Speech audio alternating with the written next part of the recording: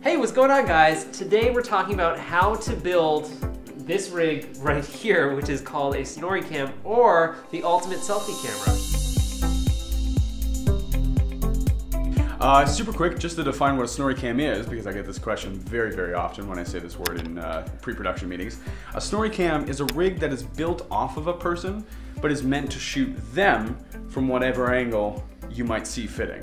And so what we're gonna show you is the base plate that goes on somebody's body, and then the type of rigging you might have to do in order to get the camera in the position that you want it. It's getting nuts. We've got the SNORRIECAM on the back of Andre. This is ridiculous. Okay, so when we were filming Cycle, essentially we put this rig on our lead actor, but we put it on him in so many different positions, so we literally had it like on the front of him, looking like in on his face, which is like traditionally done. If you've watched movies like Requiem for a Dream. Are there any other movies that really have coined the SNORRIECAM shot? No, honestly, it's not something that's used very often. And the exciting thing about shooting in today's day and age is we're using cameras that are high enough resolution and have downstream recording abilities that mean that the head, where the lens is mounted, is so light, it's becoming more and more safe for an actor to wear it. Because Requiem for a Dream, which you're referencing, they shot on like what was the smallest handheld 16mm film camera possible. It still weighed about 30 pounds. So this is the base of the rig. Honestly, what it starts with is just a baseboard that goes against somebody's chest.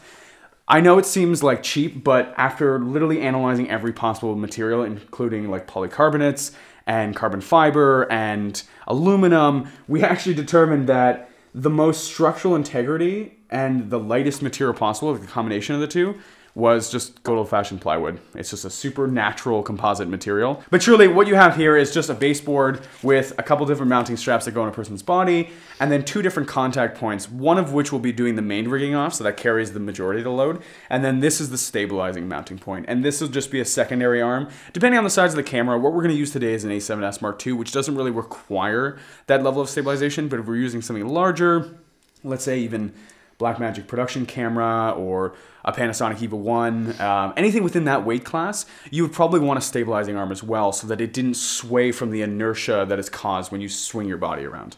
So yeah, I'll just get into it and start rigging it to Zach. All right, awesome. Cool, so when we find a position on the person's body, usually you bear most of the load of your body sort of in your hips and in your back. Now, we'll get to the back part later, but when you're mounting it to the front of somebody's body, it's best to sort of just situate it right above where their leg contacts their hips, because the leg, as it swings, will cause a certain like bounce to it, and you'll want to stay above that, but you don't want to go too high because you'll start to ride into what tugs on the lower back. You want to sort of stay really low center of gravity, so that they can use their core and abdominal muscles to support the weight. This is the first time I've put this rig on. Oh my god, I feel like I'm putting on a corset or something. I feel like that's what they told women. Like, okay, your body will just have to fit to the shape of it. Yeah, you're just having to get used to this if you want to feel pretty and welcome. So these two back straps are sewed into our waist strap, which means I'm just going to thread that into there. Usually most advantageous to have these back straps sit just kind of opposite to the hips, because what they're going to do is they're going to go across the back and then X. So now we have step one, the camera is just sort of hanging off of you. Yeah. The next step is we are going to add the compression strap. Now this is what actually makes sure it stays on your body. This is probably the most important strap on the entire thing, because it is doing most of the work to ensure that you and the camera rig remain one.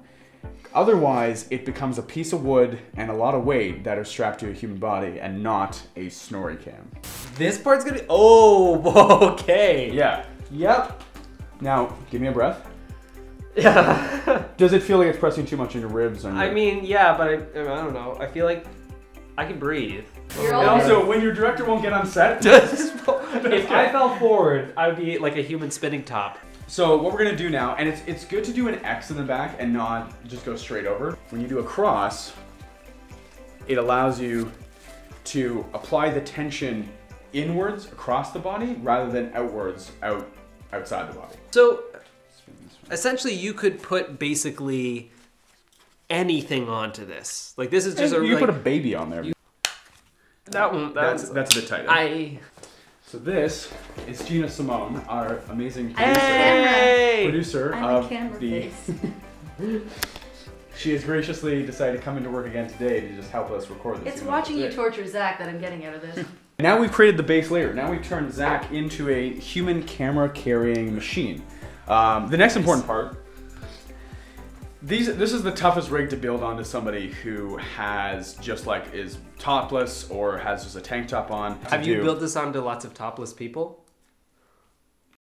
At that point, what you'd probably have to do is just remove these straps altogether. You might actually have to reposition them sideways, but you would just be working off of this one and the compression strap and this one. Would you like a coat rack for the jacket there?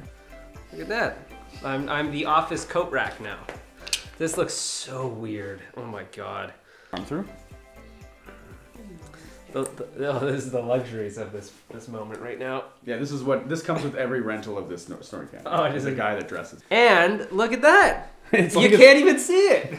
Where'd it go? Usually you have to get wardrobe department to kind of like patch this up because obviously the zipper won't quite make it over these things. I mean, so no one would even notice. Now you don't even know. Okay.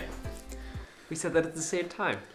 What we're using here is pretty standard grip head and a magic arm. Pretty standard load-bearing tool. The magic arm can handle about 25 pounds. If you were loading a heavier camera, I might suggest doing more stabilized rigging, like doing 2 grip arms that don't have this sort of bendable elbow in the middle. But the magic arm is super nice when you just want to position the camera. So what I'm going to do is place the grip head on this very long spigot.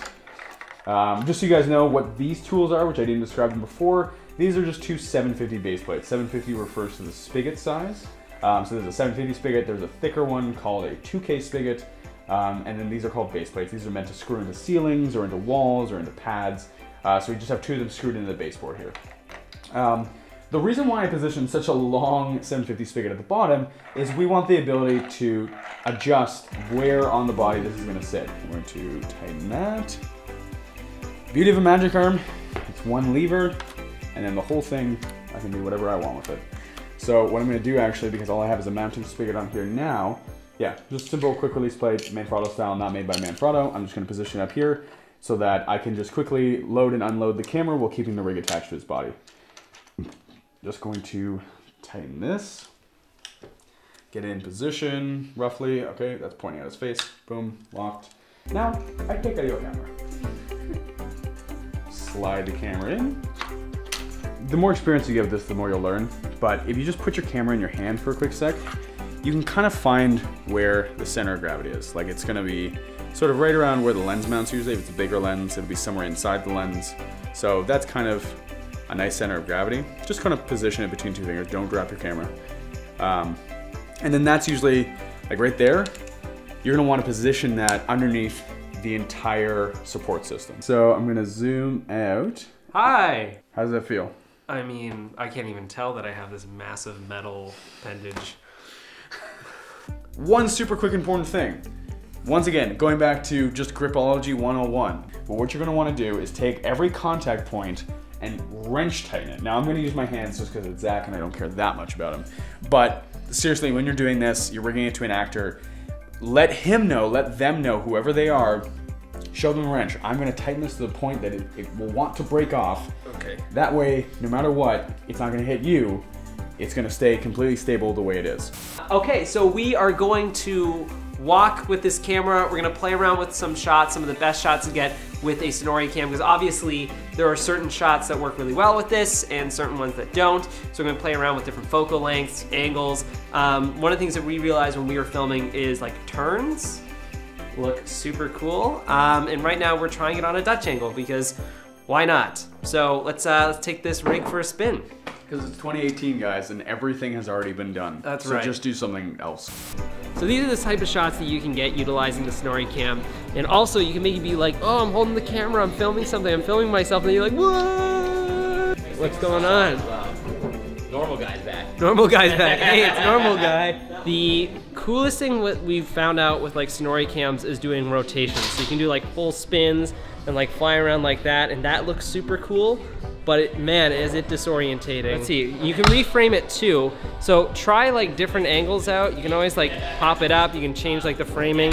put on a bit of a Dutch like that. I don't even know, I feel like my head's... Okay, thank you guys so much for watching. This is how you build a SNORRIECAM for your videos. It is a ridiculous rig, but can be very helpful for capturing some super unique stuff. One quick note before this video is over, I want to thank two amazing people part of this video. Carl Janice, my cinematographer and producer part of this project. He helped build this. His info is in the description below. And then Gina Simone, her info is down there as well. You can follow both of them on Instagram. They helped make this video possible. They're two incredible filmmakers. And I want to thank the whole team part of this project. This is all to promote our new web series that we're trying to get financed. Right now we just did a proof of concept for a series called Cycle. So if you like this idea, please take a look at the trailer. This is where we played around with this rig, and if we do the series, we are going to play with this a whole heck of a lot more. Thanks again for watching. Please take a look at the proof of concept and check us out at Blackout Media. That's the film company that we have. And also, again, special thanks to Ilshell for letting us film in the space. All right, see you guys in another video. Hopefully check out the series and just keep making some great stuff.